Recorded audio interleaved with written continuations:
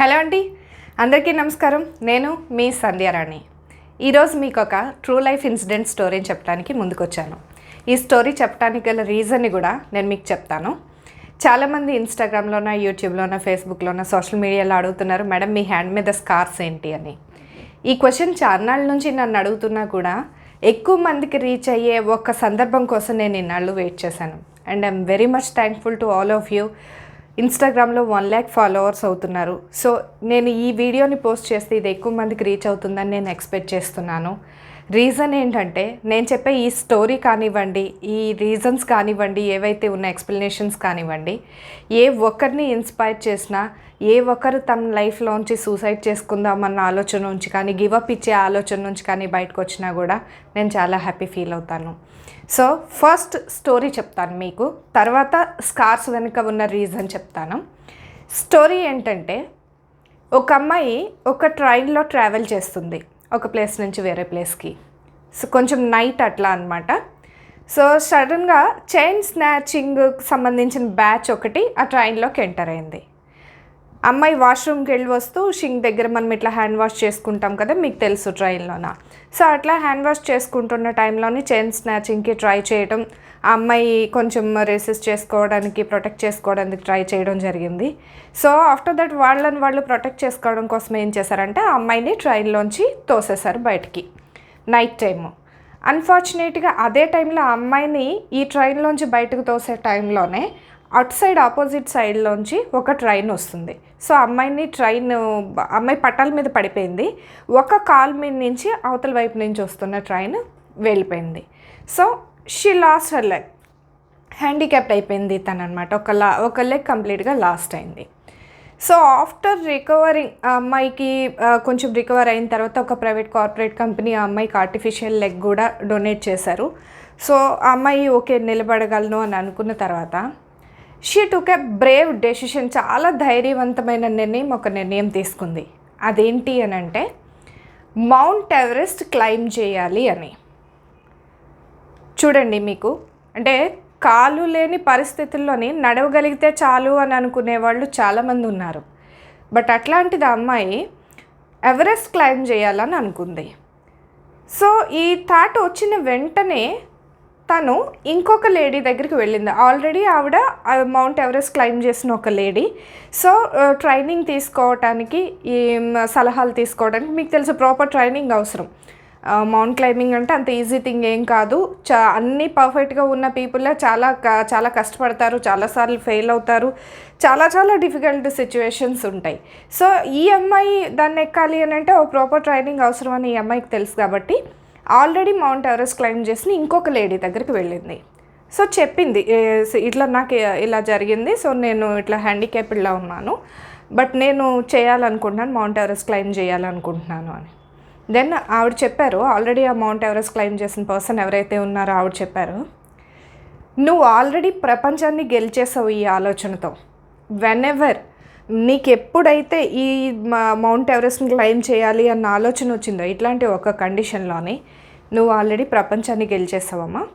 The only thing balance ఏముంది అని అంటే, నీ గురించి ప్రపంచానికి తెలియటం మాత్రం బ్యాలెన్స్ ఉంది.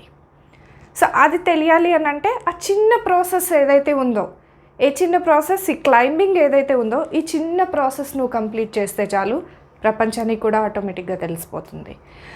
తను ట్రైనింగ్ ఇచ్చారు. ఈ అమ్మాయి ఎవరైతే ఉన్నారో, ఈ హ్యాండిక్యాప్డ్ డిజబుల్డ్ పర్సన్ ఎవరైతే ఉన్నారో, ఆవిడ సక్సెస్ఫుల్గా మౌంట్ ఎవరెస్ట్ క్లైమ్ చేశారు. Now it's a successful women story, మనకు తెలుసు. సో ట్రూ పర్సన్స్ ఈ స్టోరీలో ఎవరంటే, ఈ యాక్సిడెంట్లో కాలును కోల్పోయిన కాలుతో మౌంట్ ఎవరెస్ట్ ఎక్కాలి అని డిసైడ్ అయిన మహిళ పేరు అరుణిమా సింహ, ఉత్తరప్రదేశ్ నుంచి. ఈవిడికి ట్రైనింగ్ ఇచ్చిన పర్సన్ పేరు Bachendri Pal. She is the first lady, Mount Everest climb చేసిన ఫస్ట్ లేడీ 1984లో. యూ కెన్ సెర్చ్, మీరు గూగుల్లో సెర్చ్ చేసినా కానీ, యూట్యూబ్లో సెర్చ్ చేసినా కానీ మీకు వస్తుంది వీళ్ళ స్టోరీస్. సో ఈ స్టోరీ నేను ఎందుకు మీకు చెప్పాను అని అంటే, జనరల్గా కాంప్రమైజ్ అయిపోతూ ఉంటాం. నా వల్ల ఇది కాదు, నా వల్ల అది కాదు, సో ఇలాగా కొన్ని థింగ్స్ అసలు ట్రై చేయకుండానే మన ఆలోచనలతో కాంప్రమైజ్ అయిపోతాం. అట్లాంటిది అరుణిమా సిన్హా ఇంత పెద్ద డెసిషన్ ఎందుకు తీసుకొని ఉంటారు? నన్ను అడిగితే ఎవరి జాలి తనకు అవసరం లేదు. హ్యాండిక్యాప్డ్ అవ్వడం అనేది, లేకపోతే ఏదో ఒక యాక్సిడెంట్ అవ్వడం అనేది, హ్యాండిక్యాప్డ్ నేను ఐఎమ్ సారీ దట్ నేను ఈ వర్డ్ ఎక్కువ యూజ్ చేసినట్లయితే కనుక, సో ఇది నేను రీజన్ కూడా చెప్పను. మన లైఫ్లోని ఏదో ఒక బ్యాడ్ ఇన్సిడెంట్ జరగడం మనం ఒక రీజన్గా చూపించుకుంటే, మన లైఫ్ అక్కడితో ఎండ్ అయిపోయింది, మనం స్ట్రక్ అయిపోయాము అని మనం అనుకోదలుచుకుంటే కనుక, so never ever think like that. So it is the best example. మామూలు పర్సన్స్ ఎక్కడానికి చాలా కష్టాలు పడే మౌంట్ ఎవరెస్ట్ని తను పాసిబుల్ చేసి చూపించింది. అండ్ తనకి ఒక ఆల్రెడీ సక్సెస్ఫుల్ లేడీ ఎవరైతే ఉన్నారో తను చాలా మంచిగా హెల్ప్ చేసింది. సో విమెన్ పర్టికులర్గా మల్టీ టాస్కింగ్ హ్యాండిల్ చేయడం నాకు తెలిసి ఉమెన్కి వచ్చినంత బాగా మెన్కి రాదండి. It is scientifically proved also. They can handle multiple things. చాలా చాలా పనులు. అటు ఎగ్జాంపుల్ చెప్తూ ఉంటారు కామెడీ వేలో అయినా కానీ, ఫోన్ మాట్లాడుతూ వంట చేయడమో, ఫోన్ మాట్లాడుతూ లేకపోతే కూరగాయలు తరగడమో, ఏదో ఆలోచిస్తూ ఇంకొక పని చేయడమో, ఇంకొక ప్లానింగ్ చేస్తూ ఇంకొక పని చేయడమో, ఇట్లాగా. ఒక రీజన్ ఫస్ట్ ఆఫ్ ఆల్ నేను ఇక్కడ 1 by 1 మెన్షన్ చేయదలుచుకున్నాను. ఆడవాళ్ళు కదా, మీరు ఇలాగ ఉండొచ్చు కదా, ఇంట్లో భర్త సంపాదించట్లేదా, మీరెందుకు మళ్ళీ ఇవన్నీ చేయాలి, సోషల్ మీడియాలోకి ఎందుకు రావాలి? ఎస్పెషల్గా ఈ మధ్య వస్తున్న క్వశ్చన్స్, సోషల్ మీడియా హెరాస్మెంట్స్ నేను చెప్తున్నాను. సోషల్ మీడియాలోకి పర్టికులర్గా ఎందుకు రావాలి, లేకపోతే ఇలా ఎందుకు ఉండాలి, అలా ఎందుకు ఉండాలి, మీరు ఇలా ఉండొచ్చు కదా. Everybody is ready to decide what she has to do. తను ఎలా ఉండాలి, ఒక లేడీ ఎలా ఉండాలి అని ప్రతి ఒక్కళ్ళు డిసైడ్ చేయడానికి రెడీ అయిపోతున్నారు. సో నేను ఇది ఎవరిని క్రిటిసైజ్ చేయడానికి చెప్పట్లేదు. ఫస్ట్ మీరు దీన్ని నెగిటివ్ వేలో కాదు, ఒక్క విషయం పాజిటివ్గా ఆలోచించండి. క్యాపబిలిటీ ఉన్న ఒక మనిషి తన క్యాపబిలిటీని యూజ్ చేసుకోకుండా, లేకపోతే ప్రపంచానికి చూపించకుండా, ప్రపంచానికి యూజ్ అయ్యే విధంగా చేయకుండా ఏదో ఒక గదిలో ఉండిపోవడమో, లేకపోతే ఒక కుటుంబంలో ఉండిపోవడమో కరెక్ట్ అని మీరు అనుకుంటున్నారా? అట్లా అనుకొని ఉంటే మన దేశ మొట్టమొదటి మహిళా ప్రధాని ఇందిరాగాంధీ గారు, ఈరోజు ప్రపంచం గర్వించదగ్గ ప్రధానుల్లో ఆవిడ కూడా ఒకరు. అండ్ ప్రతిభా పాటిల్ గారు, అండ్ కోకోకోలా CEO నాకు తెలిసి ex-CEO ఇందిరా నూయి గారు, చాలామంది లేడీస్ ఉన్నారు అలాగా. సో వీళ్ళందరూ కూడా ఇలాగే అనుకొని ఉంటే ఏదో ఒక పర్టికులర్ పార్టీకి పరిమితం అయిపోయి ఉండేవాళ్ళు.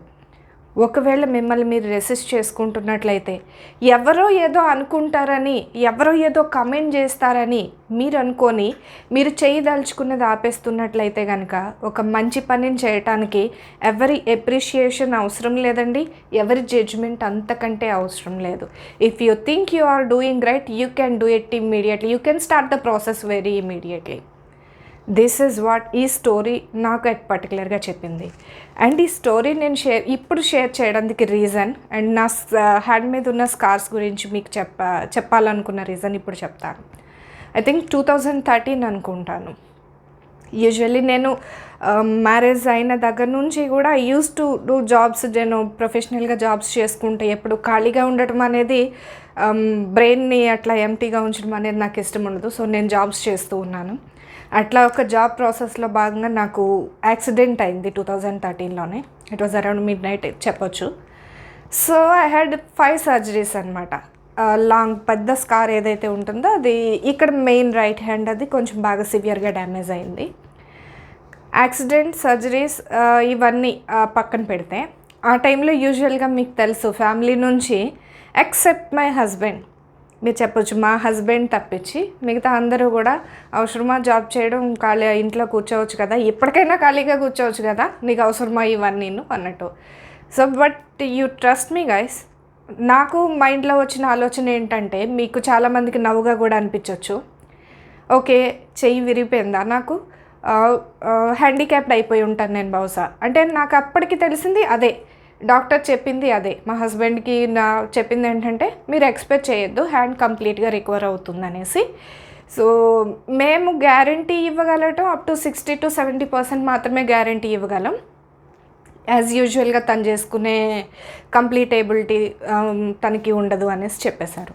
So it doesn't mean that మనకి కంప్లీట్గా వర్క్ చేసేది ఏదైనా అవ్వలేదు అని అంటే హ్యాండిక్యాప్ట్ అయిపోవడమే, లేక ముందు మెంటల్గా సగం వీక్ అయిపోతాం కదా. సో ఇంట్లో వాళ్ళు వీక్ అయిపోయారు. ఫస్ట్ ఆఫ్ ఆల్ మా ఫ్యామిలీ వీక్ అయిందని చెప్పొచ్చు. సో నేను హ్యాండిక్యాప్ట్ అయిపోయి ఉంటాను. బట్ నేను మా మదర్ దగ్గరికి వెళ్ళి హ్యాండిక్యాప్డ్ అయిపోయినట్టున్నాను కదా, నా చెయ్యి పని చేయదు అంటున్నారు కదా, నాకు హ్యాండిక్యాప్డ్ సర్టిఫికేట్ ఇప్పించు.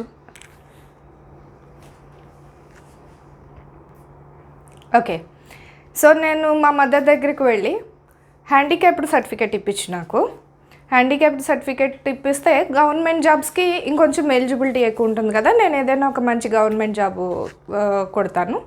సో అట్లా వర్క్ చేసుకుంటాను. అఫ్కోర్స్ అందరూ ఎట్లా బాధపడతారు, మా మదర్ కూడా బాధపడ్డారు. బట్ నేను చాలా వెరీ స్టబ్బర్న్ అనమాట నా డెసిషన్లో. అంటే ఆల్వేజ్ ప్రతిదానికి కూడా ఒక ఆల్టర్నేట్ ఉంటుంది.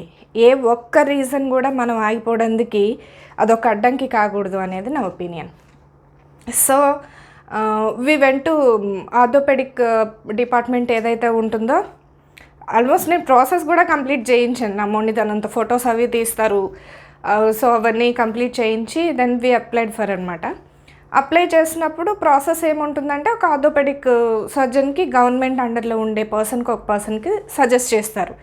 అంటే వీళ్ళు నిజంగా హ్యాండిక్యాప్డ్ అవ్వటానికి ఎలిజిబుల్లా కాదా అంటే, ఆ సర్టిఫికేట్ ఇష్యూ చేయడానికి ఎలిజిబుల్లా కాదా అనేది. సో అట్లాగా వి మెట్ విత్ ఒక ఆర్థోపెడిక్ డాక్టర్ని కలిసామన్నమాట. ఆయన చూసి చెక్ చేసి ఇట్లాగా, నువ్వెందుకమ్మా హ్యాండిక్యాప్డ్ అని నీ మీద నువ్వే ముద్ర వేసేసుకోవాలనుకుంటున్నావు, నువ్వు చాలా పర్ఫెక్ట్గా ఆల్రెడీగా ఉన్నావు, నీకు కావాలంటే ఈ రోజు నుంచి ట్రీట్మెంట్ నేను ఇస్తాను, నువ్వు పర్ఫెక్ట్గా ఉన్నావు, నీకే ప్రాబ్లం లేదు అనేసి. ఓకే సరే అయితే విని సరే ఓకే వెళ్దాము అనేసి ఇంటికి వచ్చేసి దెన్ మళ్ళీ నేను ఒకసారి ఆలోచించాను, నిజంగానే అంత పెద్ద కాని రీజన్ని నేను భూతద్దంలో చూస్తున్నానా. సో ఆ డాక్టర్ అంత కాన్ఫిడెంట్గా చెప్పారు కదా నేను మళ్ళీ క్యూర్ అయిపోతాను, మళ్ళీ రికవర్ అయిపోతున్నాను అని. సో ఎక్కడ నేను స్ట్రక్ అవుతున్నాను, నేను ఒకసారి ఆలోచించుకొని మళ్ళీ లేదు కొన్నాళ్ళు ట్రై చేద్దాము అనేసి. రెస్ట్ అవసరమే, బట్ భోజనం చేయడానికి కూడా ఇబ్బంది ఉండే పరిస్థితి. మీకు చాలామందికి ఇదేదో పెద్ద కష్టమో లేకపోతే ఏవో గ్రేట్ సర్కమ్స్టెన్సెస్ అని చెప్పను. మ్యాక్సిమం పీపుల్లో ఇళ్లల్లోన మనకు తెలిసిన వాళ్ళ ఇళ్లలో జరిగేదే అయ్యి ఉండొచ్చు. వాష్రూమ్కి వెళ్ళాలి అంటే మా ఫాదర్ తీసుకెళ్ళడం, భోజనం తినిపించాలి అంటే మా మదర్ తినిపించడం, ఆల్వేస్ ఒక సపోర్ట్ ఉండాలి. కంప్లీట్గా అంటే ఫుల్గా మనకి బట్టలు కవర్ కూడా చేసుకోలేని బికాజ్ 2 చేతులకి బ్యాండేడ్లు ఇట్లా ఉంటుంది కదా. సో అట్లాంటి ఒక సిచ్యువేషన్ అనమాట. సో ఫైనల్లీ నేను ఎట్లా అంటే కొద్దిగా వెయిట్స్ లిఫ్ట్ చేయడం అట్లా ట్రై చేసి now I'm completely all right. Even doctor కూడా, నాకు సర్జరీస్ చేసిన డాక్టర్ కూడా ఐ వాజ్ సర్ప్రైజ్డ్ దట్ ఇది కంప్లీట్గా బెండ్ చేయలేను అనుకున్న హ్యాండ్ ఏదైతే ఉందో I can completely bend. And yes, హ్యాండిక్యాప్డ్గా ఒక సర్టిఫికేట్ తీసుకొని ఎక్కడో సిట్టింగ్ అయిపోదాము అనుకునే నేను I can drive car, I can drive 2-wheeler, most importantly I can drive myself. So this is the reason behind. ఒక స్కార్ చాలా ఓల్డ్ స్కార్, ఇంకొక స్కార్ కూడా ఉంటుంది. యాక్చువల్లీ 2 స్కార్స్ ఉంటాయి. 2వ స్కార్స్కి సంబంధించిన రీజన్ నేను తర్వాత వీడియోలో చెప్తాను. అది కూడా ప్రొఫెషనల్గానే జరిగిందైనా కూడా సంథింగ్ ఇంట్రెస్టింగే, అది కూడా నేను చెప్తాను అది కూడా. బట్ ఎస్ గైస్, ఇది నేను ఈ టైంలో నేను మీతో షేర్ చేసుకోవడానికి రీజన్ ఏంటి అని అంటే, ప్రతిరోజు చచ్చిపోవడానికి కావాల్సిన అన్ని రీజన్స్ నాకు తెలిసి ఆల్మోస్ట్ అందరు విమెన్కి ఎదురవుతున్నాయి. చాలా కష్టాలు పడుతూ ఉండొచ్చు, లేదా ఇంట్లో ఇదేదో గొప్ప కష్టం అని నా ఉద్దేశం కాదు. ఇంతకంటే దారుణంగా హస్బెండ్ తాగేసి వచ్చి కొడుతూ ఉంటే పిల్లల్ని పోషించుకోవడానికి తన పిల్లల్ని ఇంటి దగ్గర వదిలేసి ఎక్కడికో బయట కూలి పనికి వెళ్ళి ఆ వచ్చిన ఒక 500 లేకపోతే 300 400లోనే పిల్లల్ని మొత్తాన్ని పోషించుకొని చదివించడానికి ఇబ్బంది పడుతూ ఇంతకంటే దారుణంగా కష్టాలు పడుతున్న లేడీస్ చాలామంది ఉండొచ్చు. మనకి సంబంధించిన విలేజెస్లో కానివ్వండి, కాలనీస్లో కానివ్వండి, మనం అబ్జర్వ్ చేస్తే మన చుట్టుపక్కల చాలా కనబడతాయి ఇట్లాంటివి. సో మీరు ఇవన్నీ చూస్తూ కూడా ఏవో వాళ్ళని బతికించుకోవటానికి ట్రై చేస్తున్న విమెన్స్ ఏదైతే ఉన్నారో లేదా ఒక రిలీఫ్ కోసం అని చెప్పొచ్చు, ఏదైనా కానీ మీరు అగైన్ ఇంకొక ప్రాబ్లం క్రియేట్ చేస్తున్నారు వాళ్ళకి.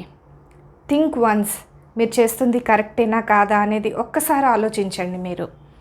ఎందుకంటే ఆల్రెడీ పోరాడుతున్నాం మేము లైఫ్తోన, మీతోని కూడా పోరాడాలి అంటే పర్వాలేదు, వీకెండ్, ఎందుకంటే ప్రాసెస్లో వెళ్ళిపోతుంది కావచ్చు.